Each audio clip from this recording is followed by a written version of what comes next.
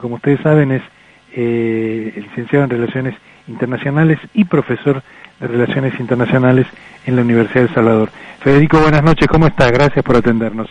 Hola, Guillermo, ¿cómo estás? No, por favor. Bueno, gracias, te digo, porque estuvimos el otro día charlando, pero cuando esta semana apareció puntualmente en la agenda Mercosur el hecho de este pedido de Uruguay de llamar a sus cancilleres para una reunión que ya está estipulada la fecha, va a ser el día 22 de abril. ¿En qué punto estamos con el Mercosur?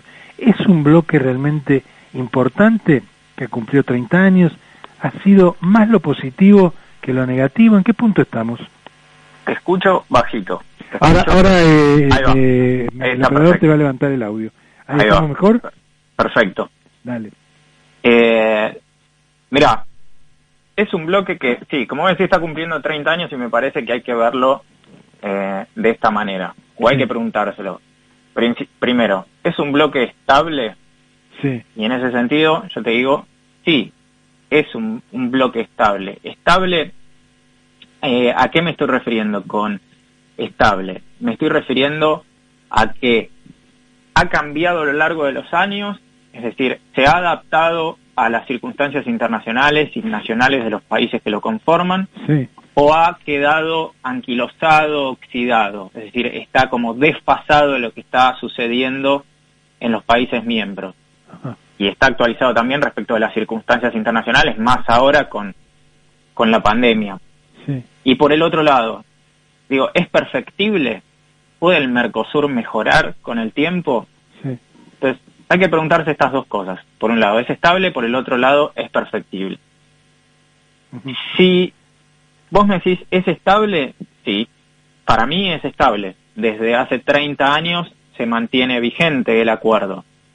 Empieza con Alfonsín y Sarney en el 85 y hasta el día de hoy, uno de los síntomas que tiene esa perdurabilidad en el tiempo es que cada vez abarca más áreas de trabajo. Entonces, para mí, en ese sentido, sí, es un organismo estable. Es un proceso más que un organismo. Sí. El problema para mí está en la perfectibilidad. Es decir, ¿puede el Mercosur ser mejor? ¿O ha sido mejor? ¿O se ha perfeccionado a lo largo del tiempo? Y en este sentido lo que tengo que decir es sí, pero no tanto. ¿Por qué te digo esto? Porque a pesar de que han pasado 30 años, le ha sido muy difícil adaptarse a varias cosas que se dieron especialmente a comienzos o desde comienzos del siglo XXI. Por ejemplo, nuevas formas que han adoptado las economías nacionales de esos países. Sí. Evolución del conocimiento científico, conocimiento aplicado a la tecnología también, o para el desarrollo tecnológico. Problemas medioambientales, son temas de agenda, nuevos de agenda. Financiarización de la economía y financiarización también de la economía internacional. Y por último, un tema muy importante que había estado presente, pero ahora se hace más patente, son los problemas de salud física, pero también mental de la población. Digo esto, no hay que dejar de lado porque es uno de los, creo, es un problema muy importante el tema de la salud mental y recién ahora está floreciendo esto a partir de la pandemia. Pero bueno, todas estas situaciones, todas esas circunstancias que pasan en las relaciones internacionales, creo que el Mercosur no se ha logrado adaptar de la mejor manera. Vos decís no se ha logrado adaptar. Sí. Voy a un ejemplo que por lo general siempre que se habla del Mercosur y de otros bloques económicos de países, te dicen, bueno, pero mirá la Unión Europea, ¿cuántos años tardó en afianzarse? Más allá de lo que será tema para otra charla seguramente, lo pasado ahora con el Brexit, etcétera, pero de alguna manera la Unión Europea tardó muchos años en solidificarse, en aunar criterios. Siempre tienen inconvenientes, porque también uno piensa, bueno, el Mercosur es muy dispar. Argentina y Brasil son dos países grandes, a su vez Brasil tiene una economía que es la 9ª o 10ª del mundo, y nosotros estamos muy lejos de serlo, más allá de los tamaños físicos y de los habitantes. Uruguay y Paraguay son dos países más chicos. Las veces que se ha intentado tener algún tipo de socio también posible, ha habido inconvenientes. Sin embargo, bueno, por ejemplo, a nivel de la industria automotriz, es una industria a nivel comercial y de acuerdos comerciales entre nosotros que funciona muy bien, por lo menos entre Argentina y Chile, ¿no? Perdón, entre Argentina y Brasil. Sí. Generalmente se suele ver a Europa más estable, sí. O la Unión Europea más estable. Es verdad, como vos decís, que hay mayor homogeneidad entre esos países. Eso es totalmente de acuerdo con vos.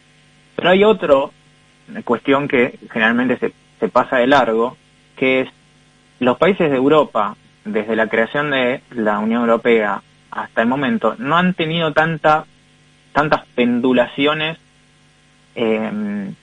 ideológicas encarnadas en diferentes administraciones, ¿no? O al menos no tan extremas como en el caso de América del Sur.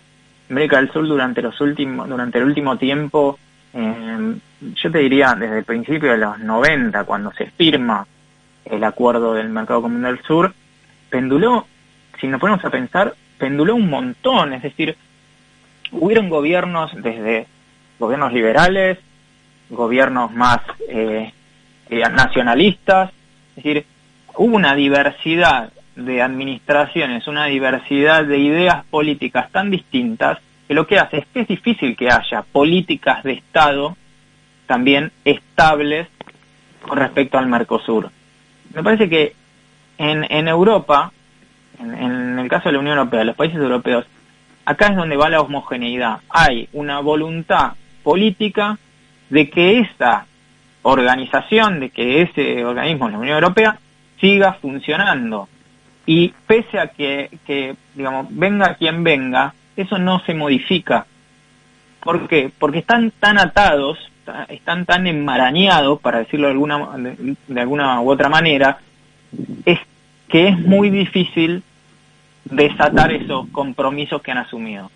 Un ejemplo es el caso de lo que está pasando con el Brexit. El Reino Unido se quiere ir, pero mira todos los malabares que están haciendo para poder irse de facto.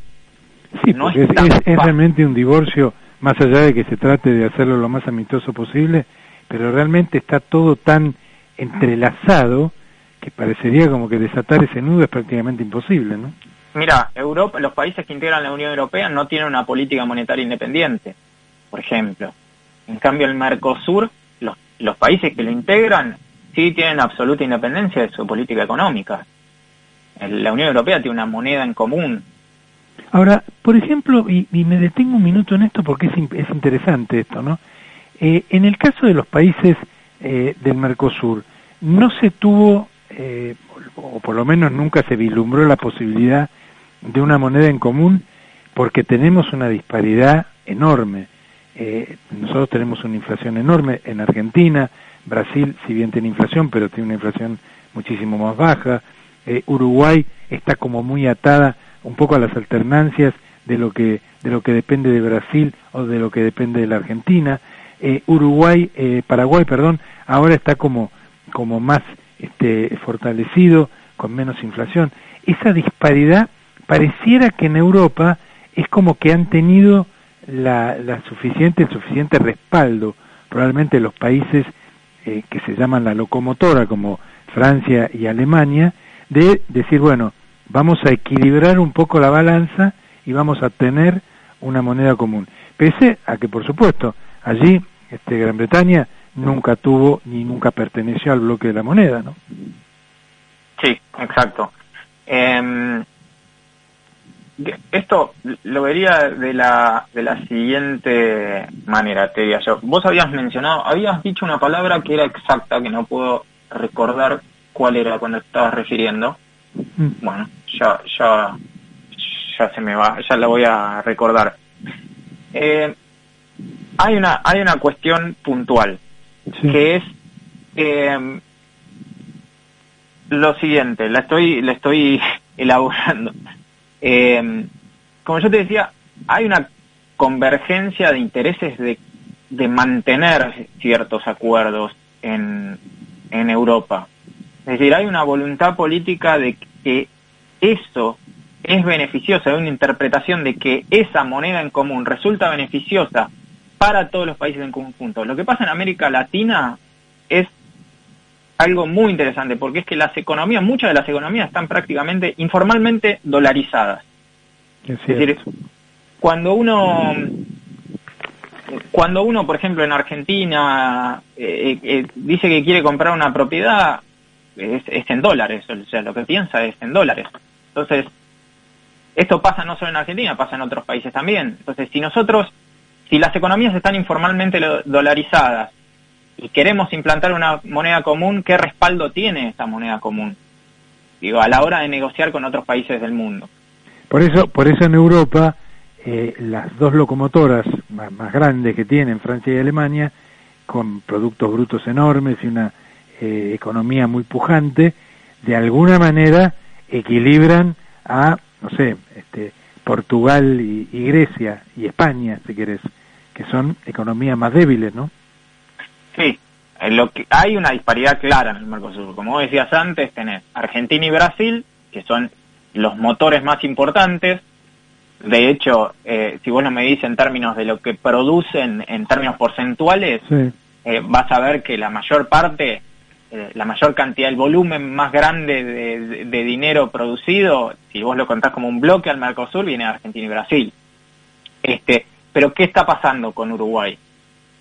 Lo que está pasando con Uruguay es que no es que Uruguay se quiere ir, como están diciendo, que se quiere ir directamente del Mercosur, que dice, bueno, dinamito el Mercosur porque quiero tener una política económica independiente. No, en realidad lo que está pidiendo es que se revean ciertas cosas que se han fijado antes en el tiempo y nunca más han sido revisadas, que es el famoso tema del arancel externo común.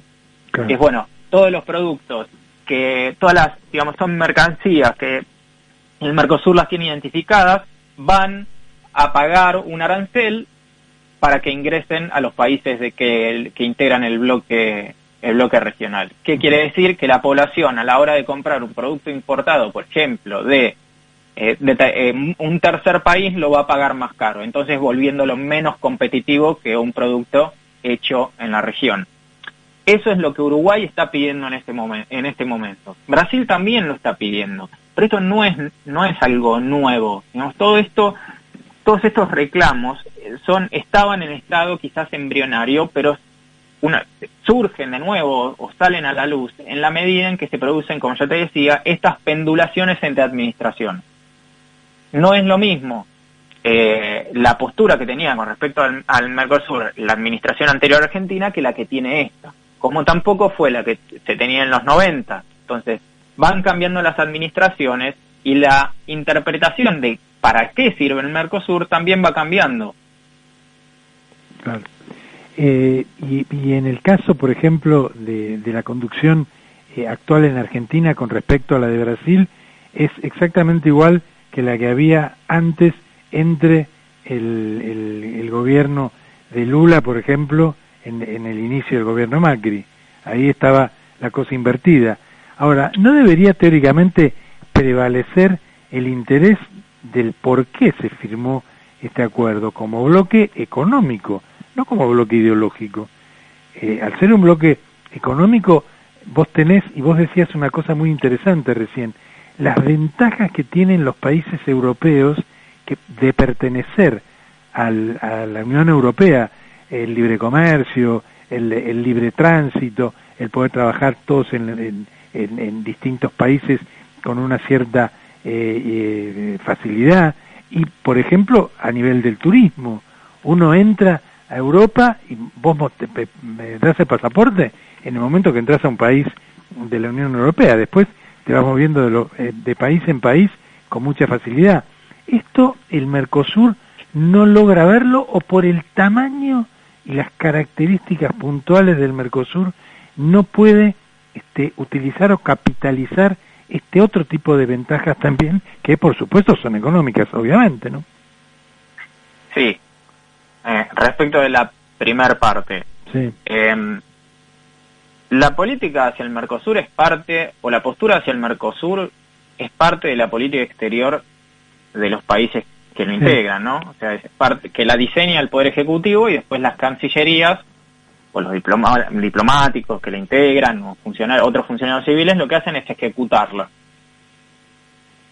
Lo interesante en este caso, también, a pesar de que pendulan las administraciones, es que hay, como si te dijera, como capas ya establecidas de muchos funcionarios diplomáticos de carrera, funcionarios civiles, como te decía, y otros profesionales que se han entrelazado de tal manera, se conocen tanto porque han trabajado siempre en lo mismo desde hace muchos años, que es lo que está manteniendo en funcionamiento y es lo que está impidiendo que a lo largo de los años no haya caído este mercado común. Eso lo primero. Ahora, lo segundo, pero digamos, volviendo un segundo a esto, pero el Mercosur es parte de la política exterior. La política exterior la diseña el Poder Ejecutivo. Si cambia las prioridades del Poder Ejecutivo en cuanto a cuál es su esquema de relaciones, es decir, quiero relacionarme más con Estados Unidos, quiero con Europa, quiero ir hacia Pacífico, y relego al Mercosur en último puesto. Digamos, es por eso que se producen estos cambios de importancia que se le da al Mercosur. Vos recién lo decías, Lula, Macri, bueno, ahora cambió, Bolsonaro, Fernández. Claro. Y respecto de lo segundo,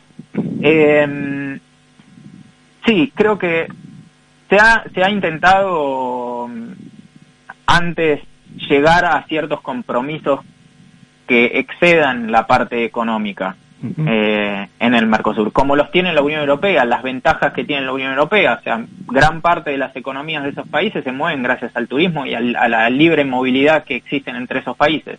Bueno, en el caso del Mercosur eso ha costado bastante.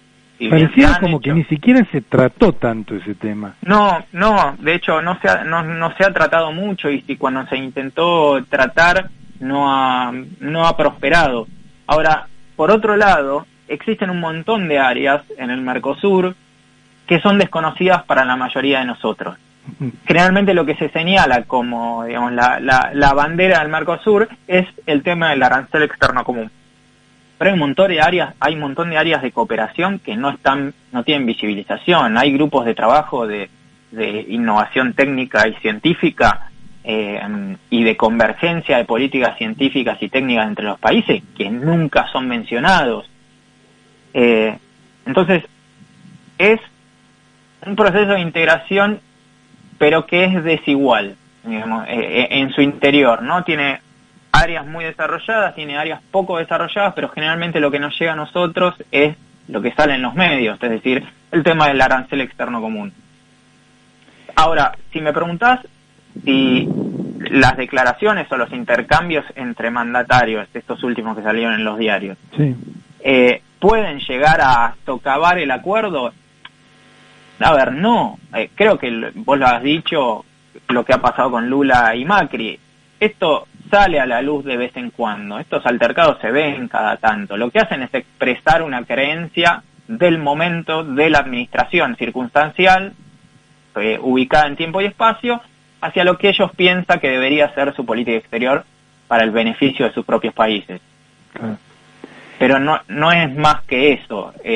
Lo que pasa es que lo que te decía, digamos, ante la pregunta de si es perfectible o no, creo que si lo decís por la Unión Europea, si lo preguntás por la Unión Europea, sí lo ha sido. Pero en el caso de Mercosur no, han tenido altos y bajos. Y en este momento es un momento bajo.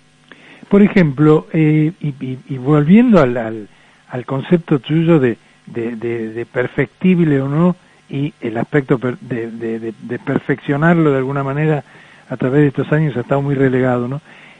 Flexibilizar de alguna manera la posibilidad de que cada uno de los países miembros puedan abrir de alguna manera su comercio, hacer algún tipo tejer algún tipo de estrategia en forma totalmente independiente, de alguna manera apartándose de este bloque. ¿Eso te parece que sería de alguna manera instar o se puede llamar que es una forma de perfeccionarlo un poco o no? Quizás de adaptarlo. Sí, adaptarlo es más la palabra, exacto. Adaptarlo a las nuevas circunstancias. A ver, lo que pasa es que se interpreta flexibilización como ruptura.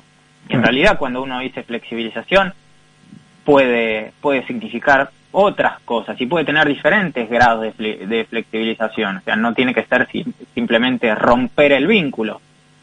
No, por supuesto, yo puedo flexibilizar mi postura frente a X situación y no por eso rompo un vínculo.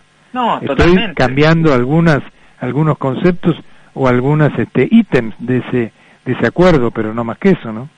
Exactamente. El problema principal es la interpretación que se hace de esas palabras, digamos, la interpretación del mundo político, del mundo de los medios también, y del mundo académico de lo que quiere decir flexibilización. Ahora, es probable que el Mercosur requiera, como lo que dijimos, lo que dije al principio, que ante nuevas circunstancias internacionales se actualice. Claro. Y entre las nuevas circunstancias internacionales, hace falta una mayor independencia, si se quiere,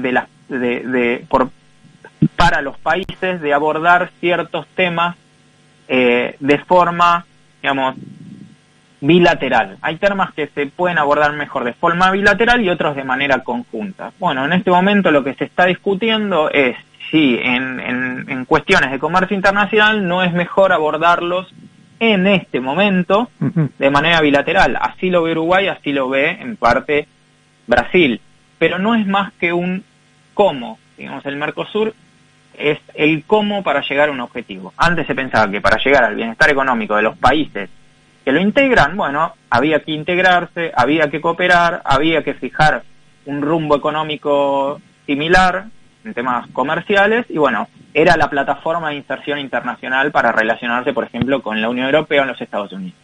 Ahora, dadas las nuevas circunstancias que habíamos mencionado, se interpreta que, bueno, el Mercosur no es la forma de insertarse internacionalmente, que hay que buscar otros mecanismos, hay que buscar otras formas. Eso también es la perfectibilidad de un organismo como este. Perfecto. Es clarísima la explicación y seguramente mucho de todo esto que estamos hablando en este momento va a ser lo que se va a plantear el próximo 22. Yo creo, tengo la idea esto, y seguramente es por haber seguido de cerca, bastante de cerca, el Mercosur en estos últimos 30 años, o sea, desde el inicio hasta ahora. Estamos como en una pequeña meseta hacia abajo. Primero se amesetó, ahora estamos un poco hacia abajo. Después, por X motivo, a lo largo de estos 30 años hemos tenido momentos mejores, porque también económicamente a los países integrantes les ha ido mejor.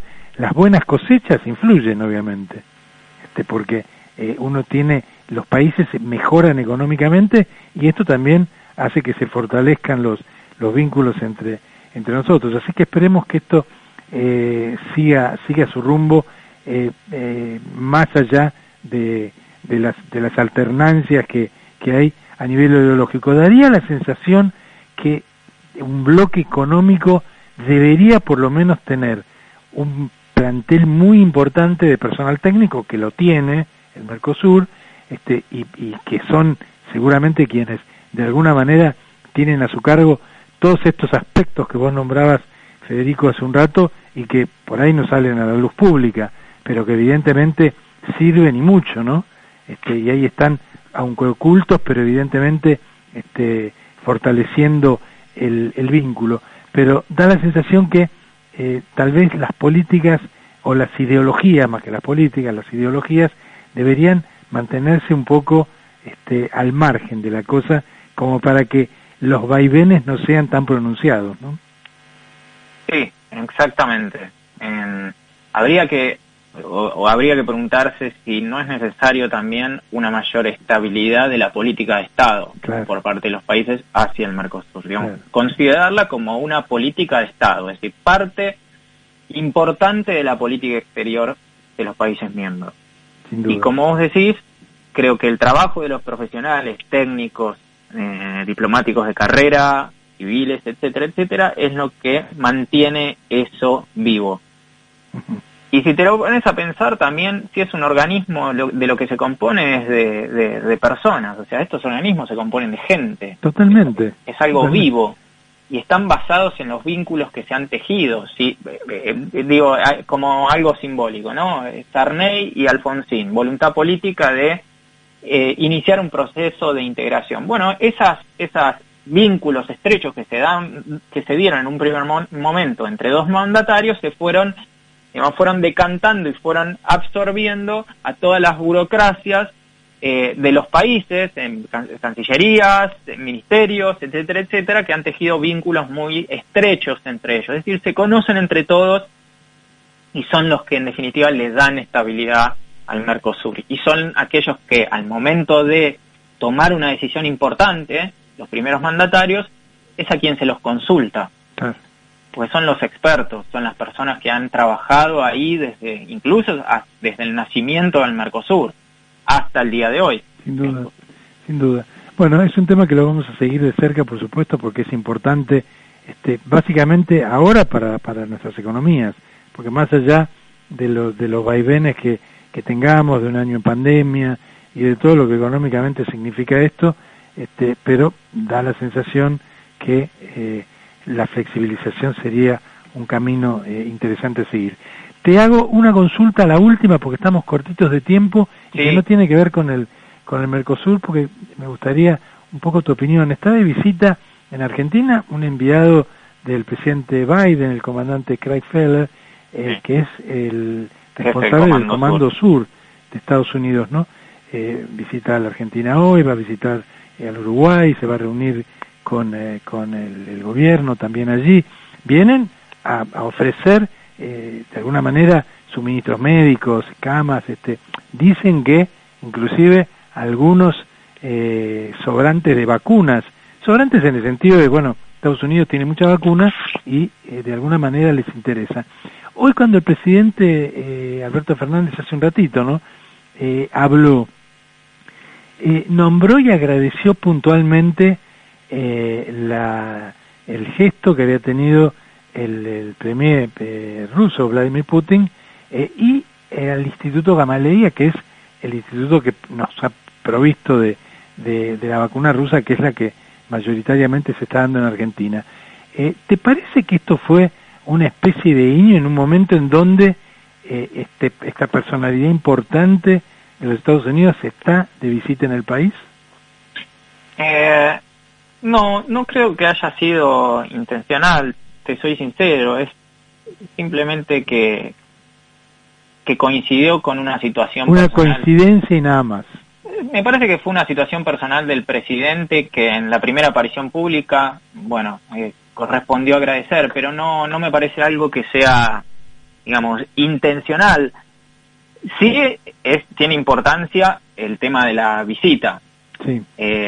Primero, por lo que significa, digamos, por la importancia que tiene en términos de la agenda de política de defensa para la Argentina. Uh-huh. Estados Unidos seguramente vaya a querer influir en esta política de defensa, pero hay que tener en cuenta que nosotros tenemos una separación muy estricta entre defensa y seguridad interior. Sí. En el caso del Comando Sur y de las Fuerzas Armadas de Estados Unidos, esa separación no es tan tajante. Claro. Entonces, digo, me parece que las negociaciones es una visita simbólica, pero también es una visita que, digamos, viene como ofrecimiento para cooperar en otras áreas también. Seguramente.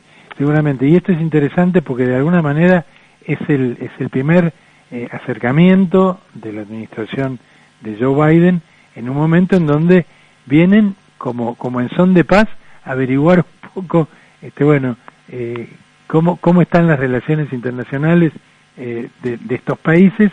Nosotros les ofrecemos tal cosa, pero seguramente, como pasa en las relaciones internacionales, ¿no? Te ofrezco, pero ¿qué obtengo a cambio?